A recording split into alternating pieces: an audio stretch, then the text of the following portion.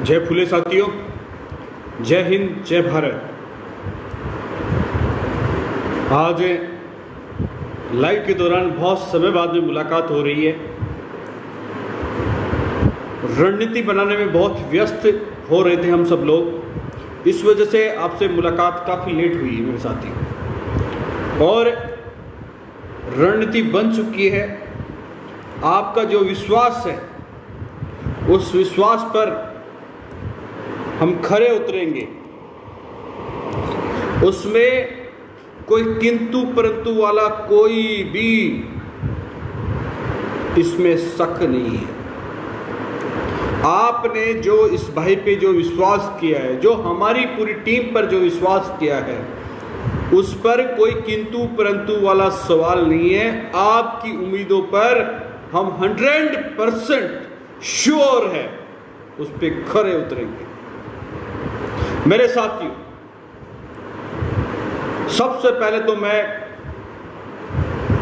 आप तमाम युवा साथियों का धन्यवाद करता हूं कि आपके मुझे लगातार पूरे जोश से भरे हुए, पूरी उमंग से भरे हुए, खतरनाक तरीके से एक जो नसों को फड़फड़ा दे ऐसे मैसेज मुझे मिल रहे हैं। मुझे फोन के माध्यम से आप मुझे लगातार मोटिवेट कर रहे हैं, मैसेज भेज रहे हैं। अनेक प्रकार के जो गाने आप बना रहे हैं, साथियों, वो सारी चीजें देखने के बाद में निर्णय लिया है हमने कि अब की बार आर पार की लड़ाई होगी।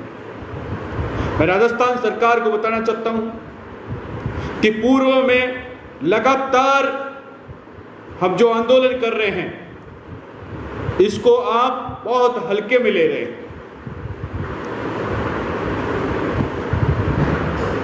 और इस हल्के का नतीजा ये ना हो कि जिस दिन हमारे युवा हैं वो ऐसा कुछ कर गदर जाएं जिसके बारे में आप सोच भी नहीं पाएंगे। शायद आपके कानों तक हमारी आवाज नहीं पहुंच रही।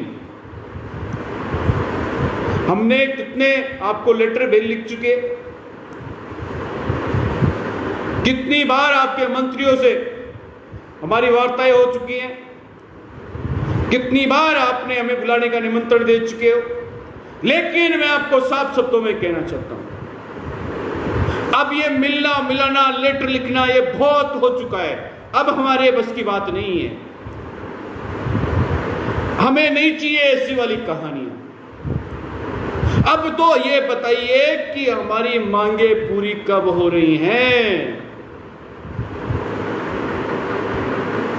इस लाइव के दौरान मेरे जितने भी युवा हैं जो लगातार मेरे साथ पूरे कंधे से कंधा मिलाकर खड़े हैं, जो हर प्रकार से मुझे मजबूत कर रहे हैं, मैं उन युवाओं का धन्यवाद करता हूं और उनको साफ शब्दों में कहना चाहता हूं, मेरे साथियों, अब कमर कस लो। अब ईंट का जवाब पत्थर से देने का टाइम आ गया है। हमने लगातार कभी तहसील हेडक्वार्टर पर, कभी जिला हेडक्वार्टर पर, कभी आपके मंत्रियों को, कभी आपकी सरकार के आदरणीय मुख्यमंत्री जी को हमने इतने पत्र लिख दिए जिसकी सीमाएं लांघ चुकी हैं। लेकिन उसके बदले में हमें क्या मिला? सरकार के माध्यम से सिर्फ और सिर्फ यही मिला कि उस पत्र को आपने टिश्यू पेपर की जैसे हाथ पूंछ के फेंक दिया। आज तक इन 11 सूत्रीय मांगों में एक भी मांग नहीं मानी गई, सिर्फ लीपा पोती हुई है। एक ही भाई का अलॉटमेंट कहीं हुआ हो तो बताइए। अरे हमारी मांगी क्या है? आज हमारे जो भाई लोग हैं, जो हजारों लोग हैं, जो लाखों लोग हैं, जो यहां रहते हैं, जो 1.5 करोड़ की संख्या में राजस्थान में रहते हैं, हिंदुस्तान में 25 करोड़ की संख्या में रहते हैं, भाई उनके लिए हमने क्या मांगा? अरे छोटी सी चीज मांगी है। 75 साल से हमने देने का काम किया है। तमाम हिंदुस्तानियों के लिए हमने बढ़िया बढ़िया टमाटर उपलब्ध करवाए, प्याज उपलब्ध कराए। हमने खेती बाड़ी करके दिन रात मेहनत करने के बाद में सही पूछे तो उस टमाटर का हमें पसीने की बूंद का कर्ज तक नहीं मिलता, और वो टमाटर हमारा 2 रुपए किलो में खरीदा जाता है। और जो लोग ये सोच रहे हैं, शहरों में लोग हैं, जो लोग और हैं, जो मीडिया के बंधु मुझे देख रहे हैं, उनको भी मैं कहना चाहता हूं, भैया तुम 70 रुपए किलो खरीदते हो, आखिर वो 2 रुपए किलो का टमाटर जो हम दिन रात मेहनत करते हैं, अरे हम उनके लिए ये कह रहे हैं कि भाई हमारे लिए एक माली समाज का बाग बागनी बोर्ड बना दो, ताकि हमारे लोग सही दिशा में काम करके अपनी मजदूरी रोटी मिल सके। हमें हेलीकॉप्टर खरीदने की चाहत नहीं है, हमें ऑडी BMW खरीदने की चाहत नहीं है। अरे हमारी चाहत तो इतनी है कि हमारे जो बच्चे वो निःशुल्क एजुकेशन प्राप्त कर सके। अब वो कहां से प्राप्त करेंगे, ये सरकार की जिम्मेदारी है।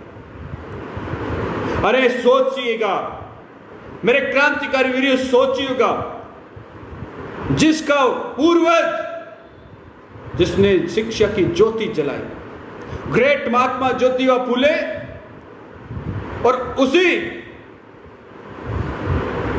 परिवार में मां सावित्रीबाई फूले,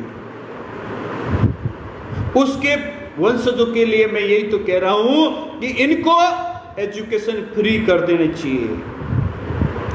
हमारे लिए अलॉटमेंट कर दो, आप स्कूल अलॉटमेंट कर दो, जैसे नवोदय में कर रखा है, आपके लोग ही बैठते हैं उसमें। हमारे बच्चे कहाँ हैं? हमारे बच्चे, लड़ाई हमारी यही तो है आपसे, और क्या लड़ाई है? मेरे साथियों, मैं आपसे इतना कहना चाहता हूं, हम आ रहे हैं, पूरे जोश शोर के साथ आ रहे हैं, पूरे जुनून के साथ आ रहे हैं। अब ये आपकी जिम्मेदारी है, जितनी ताकत है उतनी लगा देना। हम 15 सितंबर को सरकार को बता देंगे कि अब तक हमने प्यार से मांगा है, अभी तक हमने अहिंसात्मक के रूप में मांगा है। आप इन युवाओं का धैर्य की परीक्षा न लें, ताकि कहीं ऐसा नहीं हो कि हम हिंसात्मक के रूप में रास्ता अपना लें। हम नहीं चाहते गलत रास्ते पे जाना, लेकिन आपकी जो हठधर्मी है, आपकी जो बार बार हठधर्मी है, वो सोच नहीं चाह रही, वो नहीं चाह रही कि हमें हमारे हक और अधिकार मिले। अरे हमारी 11 सूत्रीय मांगे पूरी हो। अगर आप चाहते तो अब तक 5-10 मांगे पूरी कर देते। अरे छोटी छोटी मांगे हैं, 11 सूत्रीय मांगे पूरी की पूरी हो जाती। भाई आरक्षण मांग रहे हैं, कोई गलत थोड़ी मांग रहे हैं।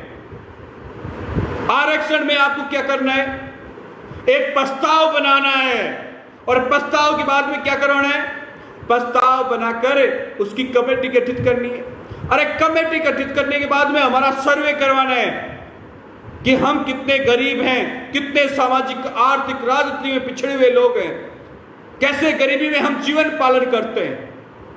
कभी एक बार सर्वे तो करवाइएगा। आप सोचिए, सर्वे तुम क्या खाक कराओगे हमारा? जो एक मंडराइल की जो बहन, जिसका सामूहिक रेप हुआ, आज तक उसकी चार्जशीट तक तैयार नहीं होगी, मेडिकल की रिपोर्ट नहीं मिली हमें। इससे बड़ा पीड़ित परिवार हमारा क्या होगा? मैं साफ साफ कहना चाहता हूं, साथियों, जितनी ताकत है उतनी लगा दो। और मैं आपको साफ साफ कहना चाहता हूं, यह आपकी जिम्मेदारी है। हम 15 सितंबर को कोई बड़ा कदम उठाने वाले हैं, और वो कदम क्या होगा ये आपको 15 सितंबर को ही पता चलेगा। और प्यार से दे सरकार तो ठीक है, वरना छाती पे कील ठोक कर लेके जाएंगे। साफ शब्दों में है हमारी। आखिर हमारे युवा कब तक आप धैर्य की परीक्षा लेते रहेंगे इन युवाओं की? मेरे युवा साथियों, जितने भी आपके पास ग्रुप हैं, जितने भी आपके सोशल मीडिया के प्लेटफॉर्म हैं, उनको यूज करना चालू कर दो, उनकी ताकत दिखाना चालू कर दो। आप इस वीडियो को हर भाई तक पहुंचाना चालू कर दो।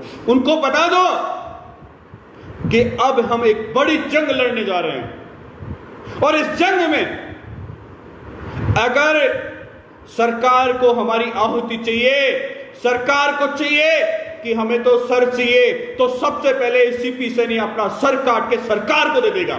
कोई फर्क नहीं पड़ता, मेरी मां ने मुझे पैदा किया है, और अगर इस समाज के लिए मेरा सर काम आए तो मैं सबसे पहले मेरा सर देने के लिए तैयार हूंगा। कोई फर्क नहीं पड़ता, मेरे 2 भाई और हैं, वो संभाल लेंगे परिवारों को, फर्क नहीं पड़ता।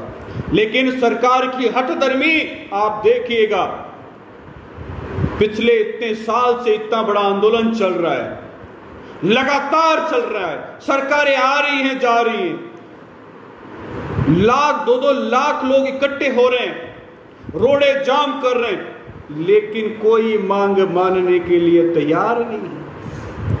इससे बड़ी विडंबना क्या होगी? इसलिए मैं साफ साफ शब्दों में है, मेरे युवा साथियों, कमर कस लो, अपने आप को फौलूदा किसी से मजबूत कर लो। याद रखना, 15 सितंबर को आपको 15 सितंबर घर घर तक पहुंचाना है कि 15 सितंबर को हम कुछ बड़ा करने वाले हैं। और यह बड़ा जब हो पाएगा जब हम लोग इस मुट्ठी की जैसे मजबूती के साथ खड़े होंगे। हो सकता है हमें रोड पे बैठना पड़ जाए, हो सकता है हमें प्यासा रहना पड़ जाए, हो सकता है हमें भूखे भी रहने पड़ जाए, लेकिन मेरे साथियों, कमजोर मत होना, कमजोर नहीं होना। मैंने आपको पहले भी कहा था कि आपके ऊपर एक पसीने की बूंद नहीं आने दूंगा, और आज फिर कह रहा हूं, आपके ऊपर पसीने की बूंद नहीं आने दूंगा। बस आप तो बुलंद आवाज के साथ खड़े रहिएगा। और मैं सरकार को साफ साफ शब्दों में कह रहा हूं कि आप इन युवाओं के धैर्य की परीक्षा नहीं लें, अन्यथा ये ऐसा बवंडर आ जाएगा जिसके बारे में आप सोच नहीं पाएंगे।